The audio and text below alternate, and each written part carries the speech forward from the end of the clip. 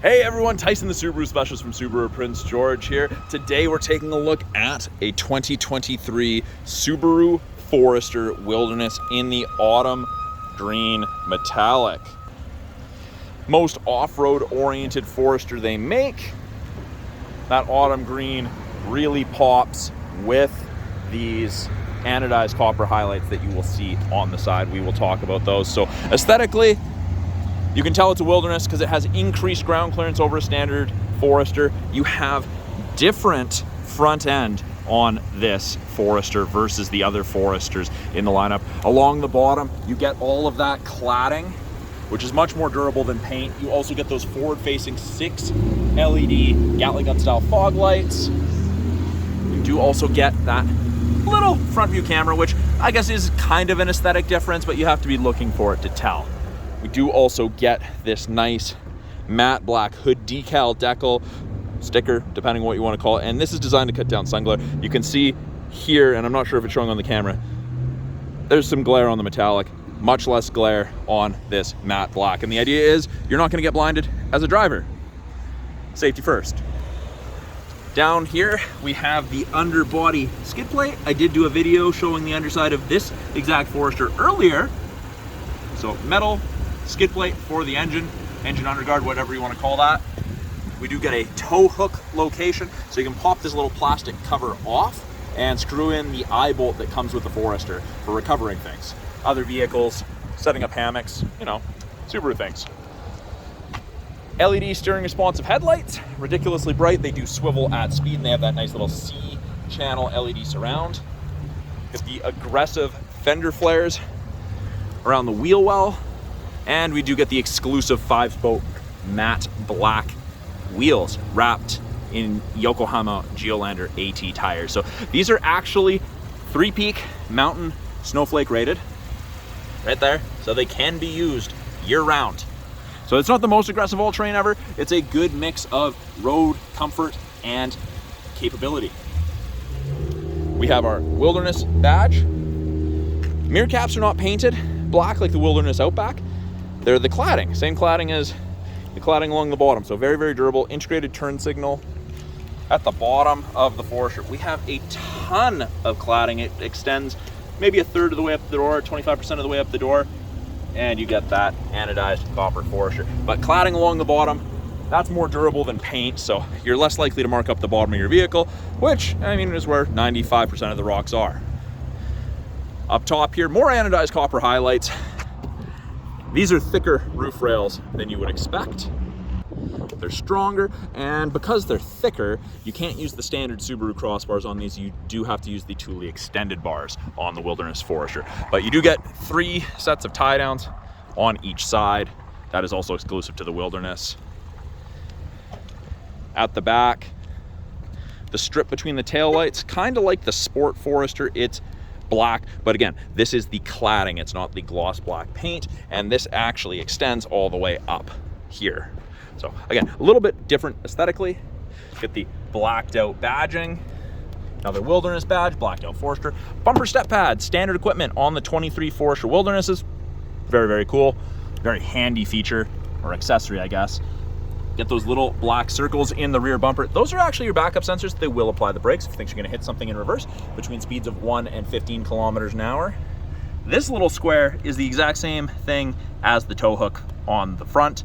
You just pull that, pop that out, and you can put in the eye bolt. It is a power lift gate between the 2 stars here. Little rubber switch. You can also do it from the key fob, or you can do it from the driver's seat. Can't use the key fob when the vehicle's on and running.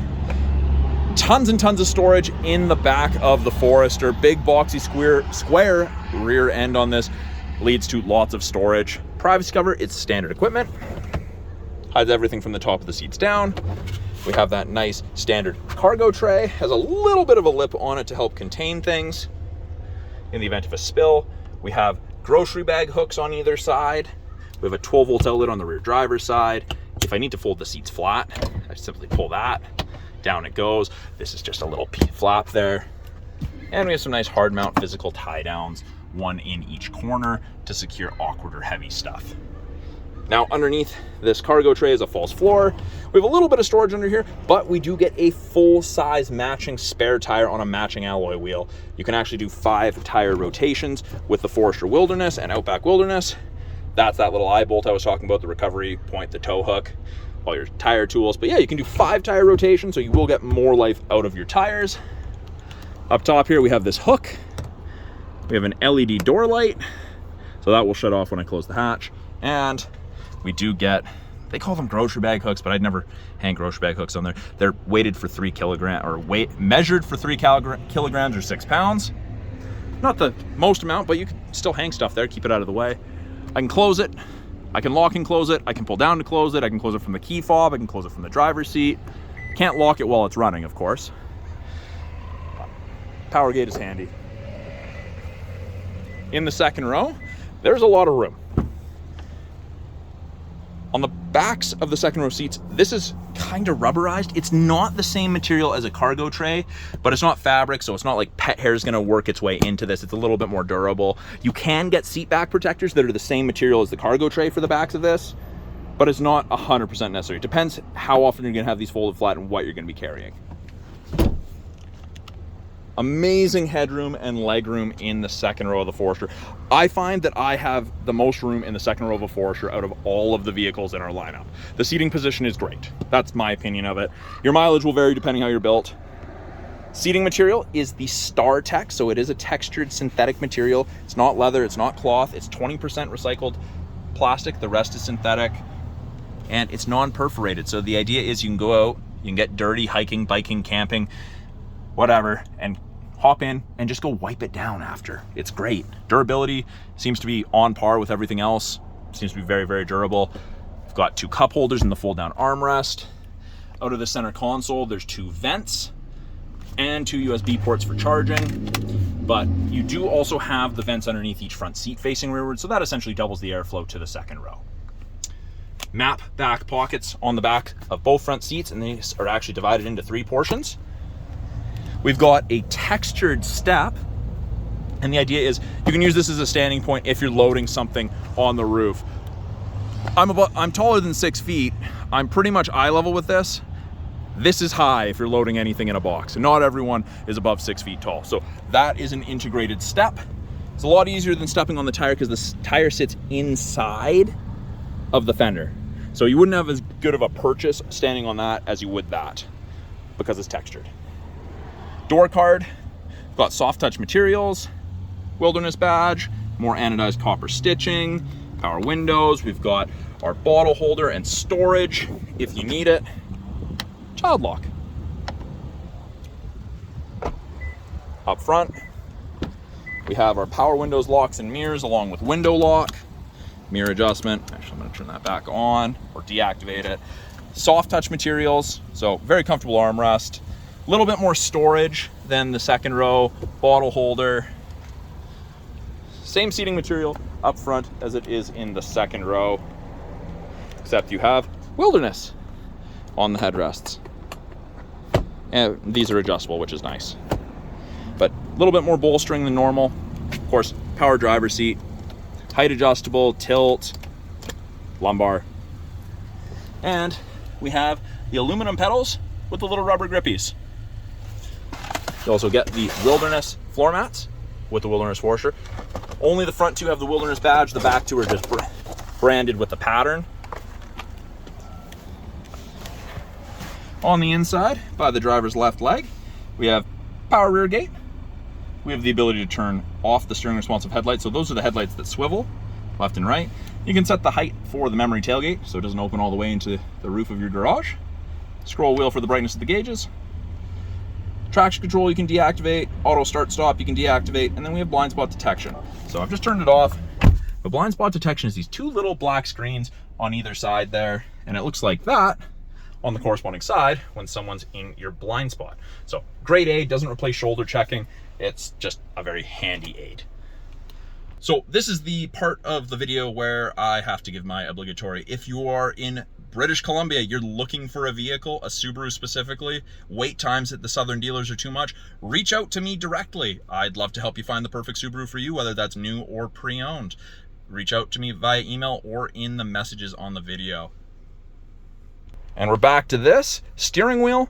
Left-hand side, we've got our Bluetooth and audio controls. You can switch between AM, FM, CD, satellite, etc. Info, we'll change our small top screen there. Switch between presets. We've got accept or issue voice command. We've got hang up. These arrows down here will change our small little center display. Gives a bunch of different information depending what you want to look at. Most people like the digital speedometer in my experience. Get the wilderness gauges with the anodized copper surrounds. There's anodized copper stitching on the steering wheel in addition to this nice big centerpiece, which I actually don't mind. It looks much more intense on the camera than it does right here, but I like it. I think it looks great. Heated wheel. Hard to see, but there's a little orange light that comes on and off. When the orange light's on, it's heating up. Gets cooking. Does not heat between the seams, just where you're supposed to keep your hands. The right-hand side, we have our adaptive cruise and our lane centering. Both of those systems use these 2-color stereo eyesight cameras, these black boxes, to look for vehicles ahead of us, vehicles, pedestrians, cyclists, and on occasion I have had people tell me it stopped them from hitting animals, so it works for that too. But when you turn on the cruise, there's an image of the Forester, 4 bars ahead of it, all the way down to 1. 4 bars at 100 kilometers an hour is roughly 150 to 180 feet behind the vehicle ahead of you. Lane centering is off and on. Above 60k an hour, if the cameras can see the road lines, it'll illuminate those gray lines white on whichever side it can see. And it actually gives you gentle steering input to help keep you centered in your lane. It's a great feature. Great for the long day of driving. Second half of a long day of driving, you're way less fatigued. I don't recommend it around town. Now, we do have intelligent and sport sharp driving modes. This is exclusive to the sport and wilderness. So you can see bottom left where it says P for park, there's I for intelligent. I press the S sport sharp. You can see that line's a little bit more aggressive. You're gonna go faster sooner. And the acceleration on the Forester, because of the lower gearing, is already faster than a standard Forester. So you'll go much faster sooner. Wiper column, right-hand side. Headlights, left-hand side, fog lights. We do have paddles, downshift and upshift if you want to manually select your own gears. And the steering wheel is adjustable. You've got tilt and telescopic. So quite a bit of adjustability for people of varying heights and arm lengths and leg lengths.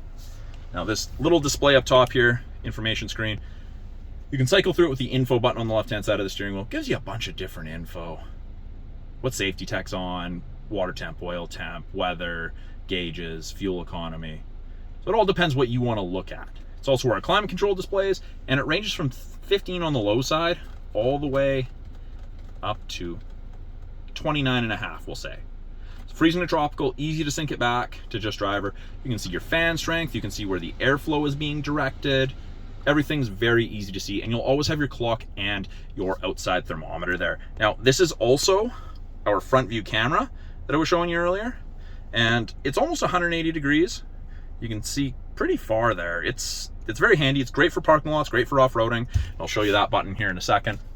Below that, we have our 8-inch Subaru infotainment screen. It is all touch, but we have physical buttons down here as well. Access to the My Subaru app is granted after the vehicle's registered in your name. You get emails to set that up. Under apps, we have Apple CarPlay, Android Auto. They are wired connections for those. It's also our backup camera. Put it in reverse, shows you the top of the bumper, so you have something to relate to. Rear assist braking's on, parking sensors are on.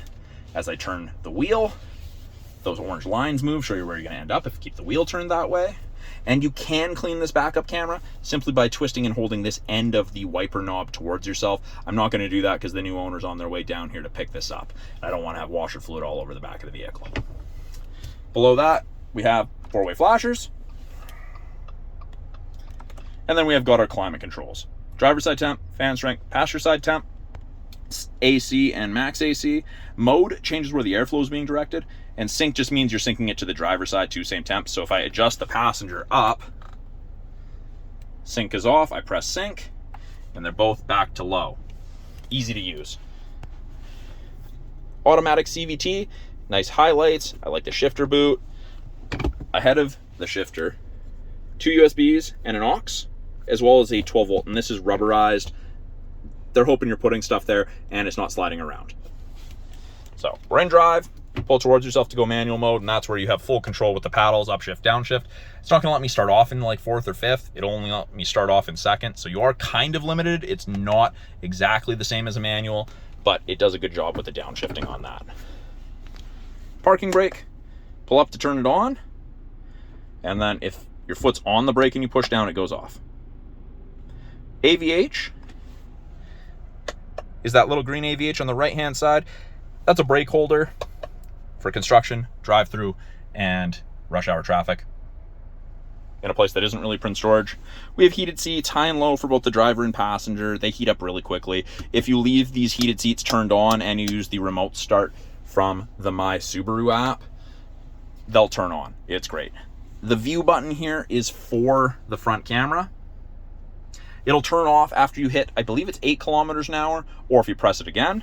And then we have X mode, which is Subaru's equivalent to 4x4 low in a pickup. So left is regular X mode, snow and dirt, takes you to the off-road screen. See the angle you're sitting at. And then when I twist right, deep snow and mud, and it turns off traction control. Allows for excess wheel spin. So it does change your throttle response and how aggressively the brake actuated limited slips work. It's not true 4x4 low, there's no 2-stage transfer case, but it's a very, very capable system. Makes a Forester even more capable off-road. To disable it, push down, and you go back to regular SI drive mode. We've got cup holders, media storage in the center console here. We have a 12-volt outlet. There's a place to run cords. We get an auto-dimming rear view mirror, which is my favorite feature ever in any vehicle. There is no switch to flick. It just automatically dims if someone has their brights on behind you. And you get the HomeLink system, so you can hook up to 3 separate garage doors to your mirror, so you don't have to have an opener sitting on your visor, taking up room. You don't forget it if you switch vehicles. And if you look at the headliner, it's all dark in the wilderness, which I am a huge fan of. Panoramic sunroof moonroof combo. It is slide only, no tilt. It is a manual shade, but if you open the glass, it'll drag it back with it. We have lane sway assist, or lane departure. Automatic emergency braking, so this will beep at you if you start crossing lines without signaling. That's designed to stop you from hitting pedestrians, cyclists, other vehicles, and actually saves you 10% on your basic insurance here in BC. That's again using these 2 color stereo eyesight cameras. We have SOS and concierge service. That's part of the My Subaru connected services trial you get with most new Subarus. Sunglass storage. We've got LED map lights, which are quite bright. We have card holders, vanity mirrors with lights, and sun visor extensions. That is a quick look at the 2023 Subaru Forester Wilderness in the autumn green. If you have any questions about this vehicle, any of the tech in it, any of the features that I may not have gone over in it, please put them in the comments below. I'm always looking to answer you guys' questions and make new content for you guys. And again, if you're in British Columbia, you're looking for a Subaru, please reach out to me directly. I'm more than happy to help you find a vehicle. I'm Tyson, the Subaru Specialist from Subaru Prince George. Talk to you guys soon.